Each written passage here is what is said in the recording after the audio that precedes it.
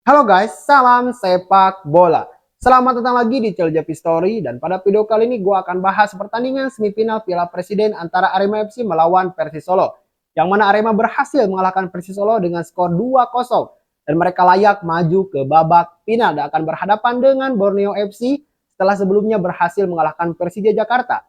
Rencananya final Piala Presiden 2024 akan dilaksanakan akhir pekan ini, hari Ahad ya. Terlepas siapa yang akan menjadi juaranya, nanti gue akan buatkan video khusus prediksi tentang final Piala Presiden 2024. Tunggu saja di channel JP Story ini. Nah, sebelum gue lanjutkan, silakan like dulu ya video ini. Lo juga tulis di kolom komentar jika Anda punya pendapat apapun yang berkaitan dengan topik pembahasan dalam video ini. Yang terpenting adalah silakan subscribe ya.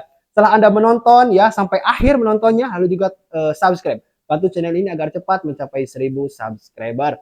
Oke, di babak pertama pertandingan antara Arema melawan Persis Solo sebetulnya sangat begitu berbeda haluan ya, yang mana Persis Solo lebih mengandalkan position ball dan Arema lebih mengandalkan transisi cepat positif atau counter attack. Kedua permainan ini adalah permainan yang begitu berbeda secara taktikal, tetapi hasil akhirnya juga berbeda ya. Persis Solo sebetulnya lebih banyak mendapatkan kesempatan untuk mencetak gol melalui duet Ramadan Sananta ya, dan kedua sayapnya Ramadan Sananta berhasil mendapatkan beberapa peluang berbahaya. Tapi sayang sekali ya, kematangan, ketenangan dan efektivitas yang dimiliki oleh Persis Solo ini kurang, sehingga beberapa peluang matang mereka yang seharusnya di babak pertama itu mampu mencetak 2 bahkan bisa sampai 3 gol, mereka melewatkan begitu saja. Nah, sedangkan Arema ini mengandalkan transisi cepat.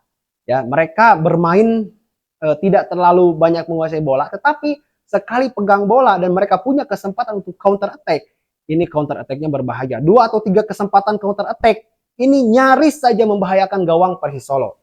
Nah, meskipun seperti itu, sebetulnya permainan yang seperti ini ya,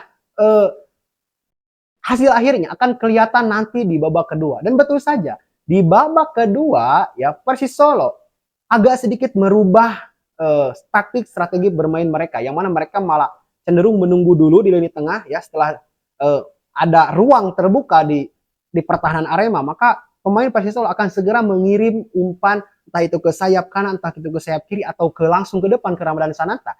Tetapi nampaknya Arema sudah sangat begitu paham. Di babak kedua Arema lebih membaca permainan dari Persis Solo dan malah Persis Solo yang terkena batunya. Ya, Muhammad Riyandi ini melakukan blunder dan Okoligoi mencetak gol pertama dan gol kedua di selama turnamen Piala Presiden. Nah, seharusnya Muhammad Riyandi ini menyapu bola ya, seperti yang kita saksikan di pertandingan semalam. Harusnya menyapu bola, tetapi entah kenapa ia malah memilih untuk mengontrol bola itu. Dan ini maksudnya kelihatan ingin mengumpan ke arah sebelah kanan. Tetapi ia nggak sadar, Lokolinggoy langsung ya menyergap dia, menyergap Muhammad Riyandi, dan bola yang dikuasai Muhammad Riyandi ini tergelincir dan masuk ke gawangnya sendiri. Ini yang gua sayangkan dari permainan Persis Solo. Yang mana Persis Solo ini punya kesempatan dan peluang lebih besar untuk menang sebetulnya. Tetapi dengan satu kesalahan fatal ini membuat mental mereka langsung down, langsung turun. Bahkan Muhammad Riyandi pun kelihatan sampai akhir babak kedua itu masih diselimuti oleh rasa penyesalan yang begitu dalam. Kelihatan ya, tidak mudah untuk move on kayaknya Muhammad Riyandi. Nah, ini yang memang butuh jam terbang ya Muhammad Riyandi ke depannya ya, yang lalu biarlah berlalu lah ya, semua sudah terjadi.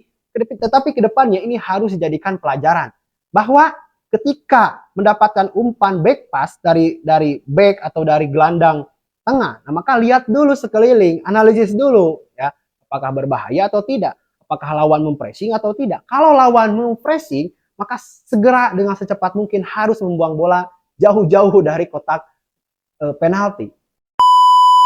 Lalu Arema pun nyaris menggandakan kedudukan lewat sundulan Dalberto ya, hasil umpan tendangan bebas, bola mati, lalu juga Dalberto dengan posisinya tidak terkawal itu menyundul bola dengan begitu sadis ke gawang Persis Solo.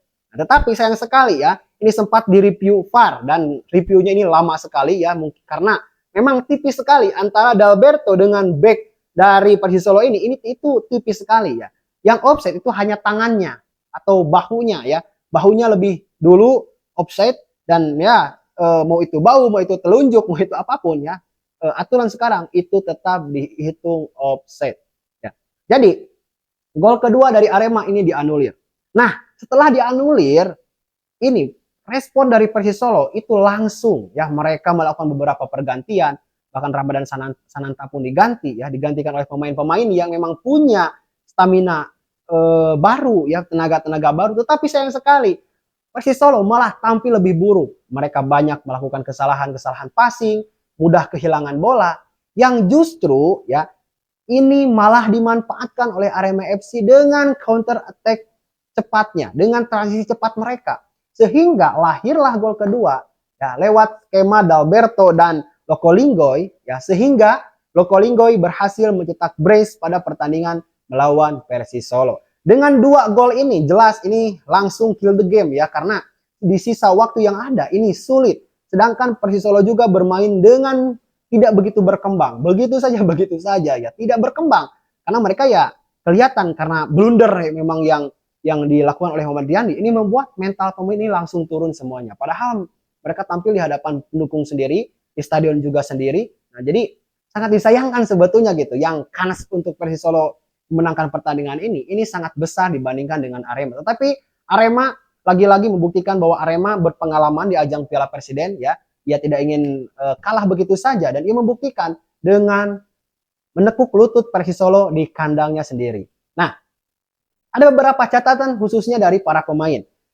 Gua mencatat ya, ada beberapa pemain Arema yang kurang begitu baik penampilannya ya. Salah satunya yaitu Arkan Fikri. Ini pemain timnas dan memang regulasi di Piala Presiden harus memainkan pemain timnas, dan Arkan Fikri ini main full. Nah, tetapi sayang sekali ia bermain jelek sekali ya. Pemain ini kelihatannya memang punya kematangan, tetapi ketika ia bermain ini buruk sekali. Gua agak paham gitu ya, apakah dia tidak mengevaluasi permainannya.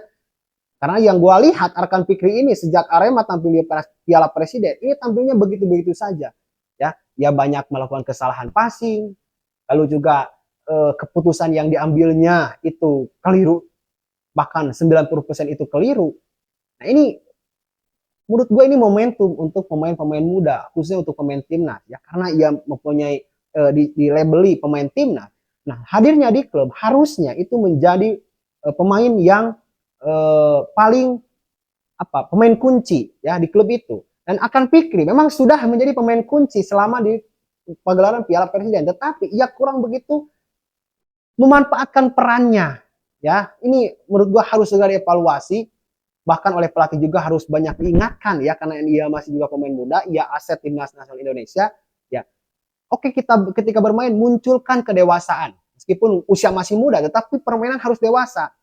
Harusnya mana ketika harus ngoper, mana harus bawa bola, ya, mana harus segera memberikan keputusan cepat.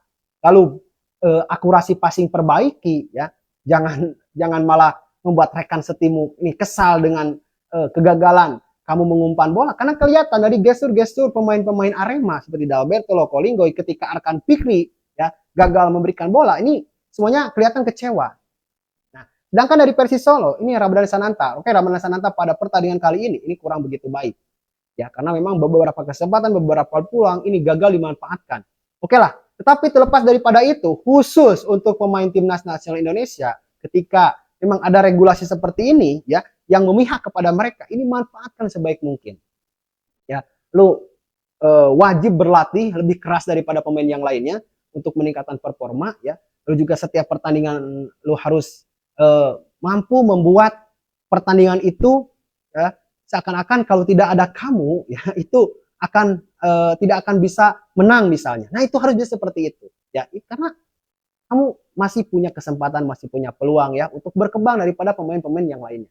Nah, oke, seperti itu. Nanti gue akan upload lagi, akan perbarui pembahasan gue dalam prediksi nanti untuk final Piala Presiden.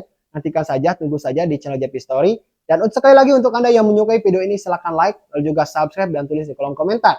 Dan terima kasih untuk Anda yang selalu menonton channel video-video dari channel JP Story. Gue doakan semoga kalian sehat selalu, rezeki kalian dipermudah, dan tentunya hidup kalian selalu ada dalam kebahagiaan. Oke, terima kasih. Sampai jumpa di video selanjutnya. Salam sepak bola.